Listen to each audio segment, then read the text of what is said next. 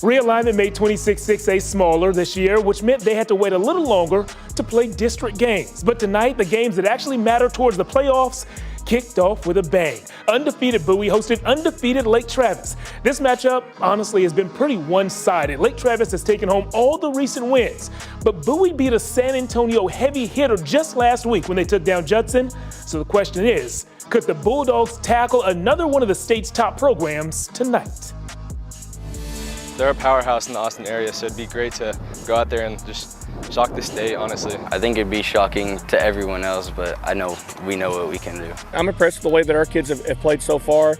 And, but again, everything starts over with districts. Everybody knows Lake Travis around Texas. So I feel like we get the win on Lake Travis, everybody's going to know our name. They average a lot of points per game, so we're going to have to put it on them on offense and make plays all around. It's definitely going to be an exciting game. I think we're going to have a lot of contact, a lot of big hits, which is something that a linebacker obviously is excited for. I like the sound of that. It is time for our game of the week. Bowie off to its best start in years, but the question is, were they ready for a Lake Travis team that has been rolling? And speaking of rolling, early on, Cavs running back Van hopping. Dude literally looks like he's moving and fast forward. What kind of minivan is that? Must have a Hemi. Later in the first, Lark Seidel wins the slant route and earns the touchdown. Now, I'm old enough to remember the last time Van Hopping scored in our game of the week. It was about 8 seconds ago. You got to watch out for this guy. The speed, the stiff arm, the win. Lake Travis remains undefeated, winning this one 44-6. So guys, the streak in this matchup continues. Lake Travis's dominance continues. The final score, but there are deeper stories to this one. Deeper stories that my friend Corey Mose just uncovered. He's standing by after he just chatted with a few of the Cavs from the winning team. Hey, Corey.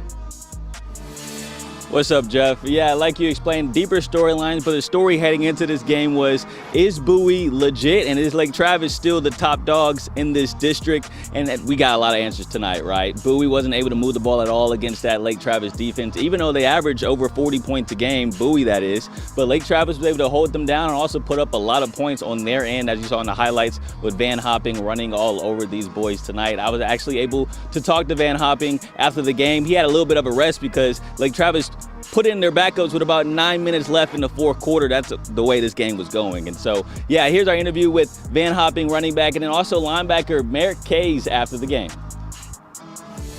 Well, Van, your night ended pretty early. Got to get the subs in, but just the first half, y'all were able to run the ball down the throats of Bowie. Really effective on offense tonight. What made y'all so effective? I mean, our O-line does great, opens every hole they need to, and it's very easy to run behind such a talented group.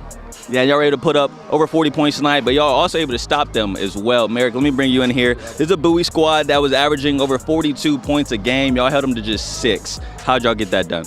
I think early in the game we got really hype as a team, and we learned how to work together, which is the first in a while, and we really showed them how we play, so I'm glad. That's awesome, and all led by this guy right here, Coach Carter. Now, Coach, offense played well, defense shut them out. What did you learn about your squad, or what stood out to you tonight? Well, first of all, Bowie's a good football team, and always impressed by the job Coach Abels does.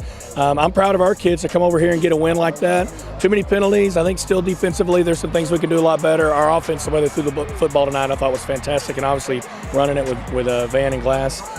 Special teams, we're missing too many kicks, and so we got to go to work on that. I love how you're always looking for ways to improve, Coach. Congratulations on the win tonight, and good luck next week. Thank you.